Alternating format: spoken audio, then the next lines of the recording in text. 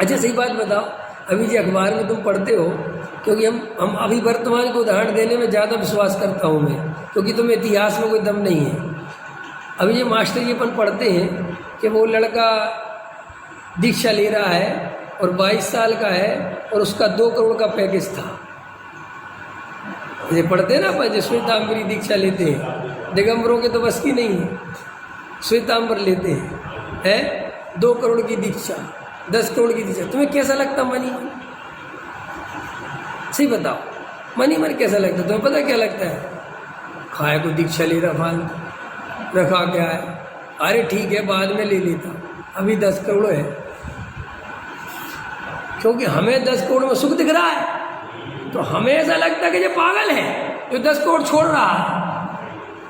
और कई लोग तो कहते अरे क्या आत्मा का पता ही नहीं है, बड़ी दीक्षा ले रहा। भाई आत्मा का पता नहीं है, दीक्षा ले रहा तो बुराई क्या, लेने दो ना। भोगों में कौन सा सुख है, करोड़ों में कौन सा सुख है?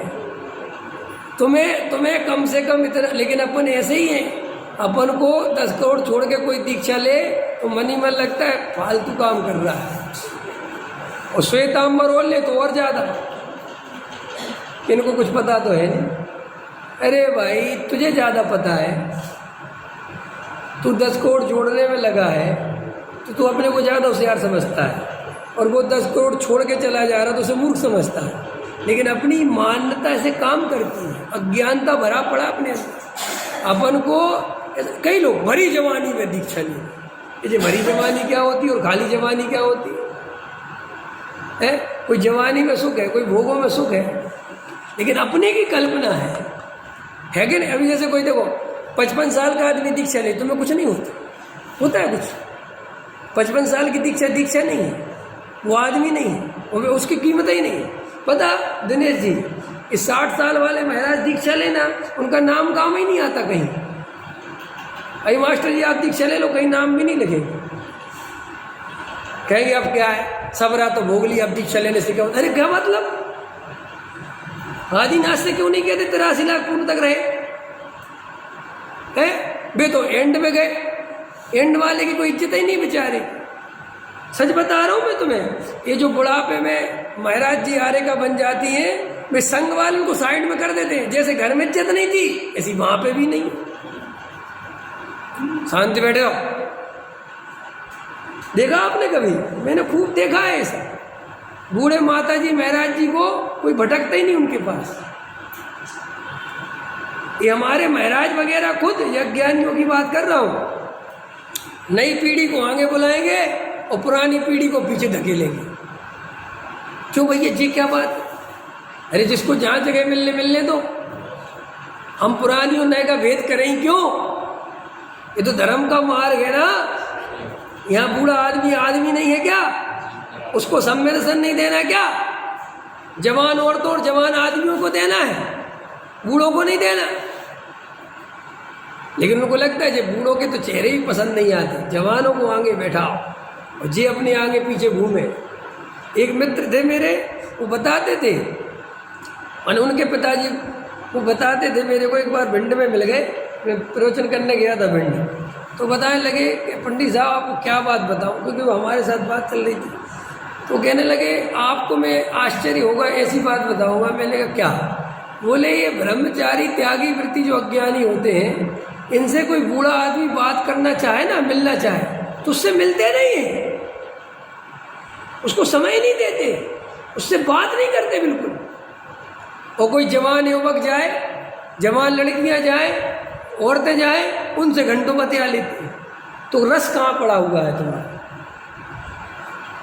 अगर वो भी तो तत्व चर्चा करने आया था बेचारा, वो भी तो कुछ पूछने आया था, लेकिन उससे कुछ नहीं।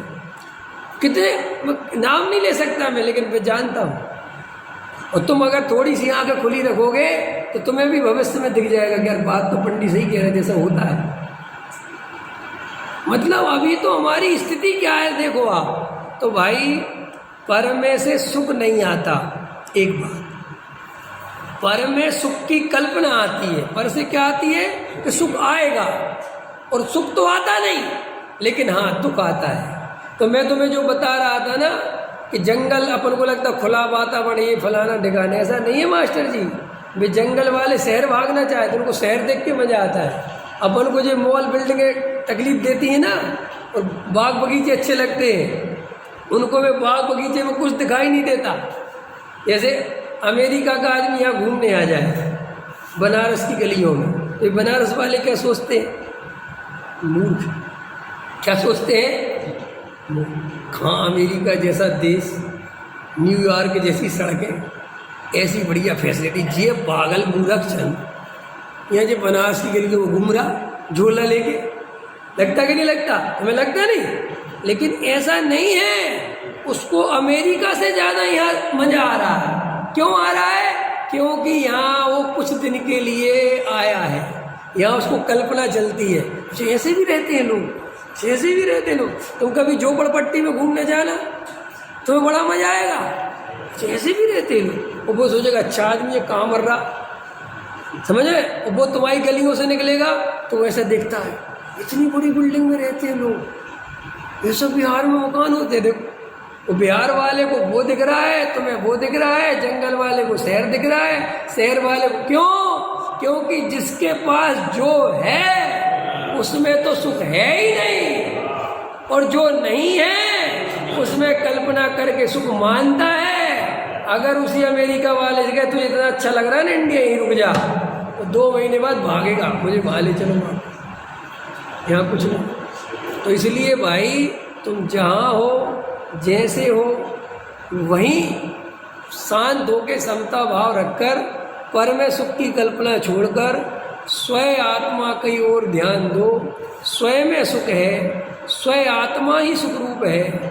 स्वयं की दृष्टि रखो, पर की दृष्टि छोड़ो, यही सुख का कारण है। पर से आज तक कभी किसी को सुख नहीं मिला। और ये जो हमारी पागलपन चल रहा है कि हमारे पास चिंतामणि रत्न होता तो हम सारी इच्छाएँ पूरी कर लेते, लेकिन तुम्हें ये पता नहीं है कि जब तुम्हारी सारी इच्छाएँ पूरी हो जाएंगी तब फिर सोचो कि तुम जियोगे कैसे। जब बिना इच्छा के जी सकते हो? कोई इच्छा नहीं बचे तुम्हारे अंदर, फिर जी सकते हो? सोचो, कभी कल्पना करो, फिर तो शुद्ध भगवान ही बन सकते हो।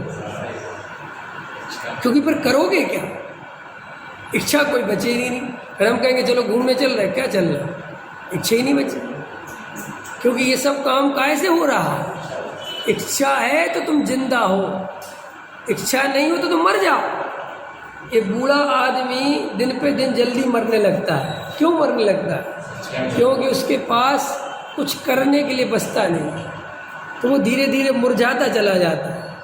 ऐसा नहीं है कहीं, अभी देखो नरेंद्र मोदी मास्टर जी आपकी उम्र से ज़्यादा तो नहीं होगा, एक आधे साल कम ज़्यादा होगा। वो 70 का, आपके 72 के हो, 3 साल का फर्क है। लेकिन उसमें और आप में कितना अंतर है? आपको अभी प्राइम मिनिस्टर बना दिया जाए, आप देखो, आप एकदम ऐसे चमक मारोगे, मास्टर जी ऐसे लगेंगे गजब हो गया था। अरे मैं दोनों कल्पनाएं करा रहा हूँ कि तुम दीक्षा लोगे तो तुम्हारी, अगर नहीं दीक्षा भी लोगे और अगर अपने स्वरूप की खबर होगी तो चमक मारोगे, उसमें क्या बात है? देखो, चमक तो 2 ही बातों में उसे मार सकते हो, या तो तुम्हें बाहर में कुछ रुतबा दिखे या अंदर का रुतबा दिखे। समझ गए नहीं? अब यही तो हालत खराब हो रही है, बाहर का अंदर का रुतबा मिलता नहीं, बाहर का रुतबा छूटा जा रहा है, इसलिए मुरझाते हो। ज्ञानी तो जितना जितना बूढ़ा होता है उतना मस्त होता है, और अज्ञानी जितनी उम्र बढ़ती है उतना ढीले ढलता जाता है। नहीं समझ में आया है? और एक पक्का निर्णय कर लेना, तो पक्का। कुंद देव की 99 वर्ष की उम्र थी, गुरुदेव की 90 वर्ष की उम्र थी, डॉक्टर साहब 87 साल के हो गए, लेकिन अभी तो मेरे का रुतबा देखो, चमक देखो। ऐसे बोलते डॉक्टर साहब ने सिर गरजता हो, ख्याल में आया कि नहीं आया? एकदम दहाड़ मारते, क्योंकि कुछ भी नहीं खोया, सब पाया ही पाया है। अंदर समझे ना? और जिसने पर द्रव्यों में सब खोता गया, अंत में बेचारा खाली हो जाता है और देखता है मेरे पास कुछ नहीं है। जिन बच्चों की पौध लगाई थी, जिनके लिए सारी जिंदगी लगाई थी, एक पूरब में चला गया, एक पश्चिम में चला गया, एक उत्तर में चला गया, एक दक्षिण में चला गया। एक अमेरिका में, एक सिंगापुर में, एक थाईलैंड में। लड़की अपने घर चली गई और लड़का है भी तो नहीं के बराबर है, मुरझाता। क्यों? कि उसका सारी ऊर्जा, सारी ताकत खर्च हो गई।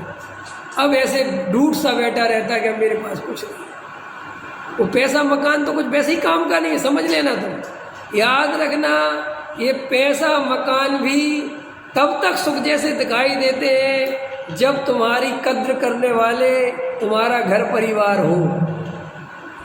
अगर तुम्हारे पास करोड़ों रुपया है लेकिन कोई तुम्हारा अपना नहीं है जिससे तुम प्रेम कर सको, तो वो करोड़ों रुपया व्यर्थ दिखाई। हाँ, कई मूर्ख इतने भी होते हैं कि वे पैसे से इतने ज़्यादा प्रेम कर बैठते हैं कि उन्हें संसार में कोई चीज़ अच्छी नहीं लगती। बस वे अपने रुपया को देख देख के, ऐसे भी लोग होते हैं, वे मर के सांप बनते हैं उसी जगह। हाँ, तो कई लोग ऐसे होते हैं कि चेतन पदार्थों से प्रेम करते हैं, माने चेतन की इज्जत करते हैं। और कई तो ऐसे मूढ़ है, महामूढ़, कि वे चेतन को दांव पे लगा देते हैं अचेतन के लिए। वे कहते हैं अचेतन होना चाहिए, सोना चांदी होना चाहिए, चाहे भाई बंधु हो चाहे कोई नहीं हो। ख्याल में आया कि नहीं है? बाप बड़ा ना भैया, ऐसे मूर्ख है ना जिनको रुपया ही सब कुछ है। तो देखो भाई, ये दो बातें समझ लो। ये मान कसाय महादुख रूप है, एक बात। दूसरी बात, तुम इस मान कसाय के चक्कर में जीवन मत खो। तुम अपनी ताकत मत लगाओ कि तुम्हें लोग कुछ समझें, तुम्हें कुछ बड़ा माने। तुम कितनी ही कोशिश कर लेना, कितनी ही ताकत लगा लेना, वो मान कसाय भी तुम्हारे अधीन नहीं है। उसका भी यशस नाम कर्म की प्रकृति का उदय होगा तो वो तुम्हारे मान कसाय की पूर्ति होगी। और अगर नहीं होगा तो तुम करोड़ों रुपए दान कर देना, तुम्हें कोई पूछने वाला नहीं मिलेगा।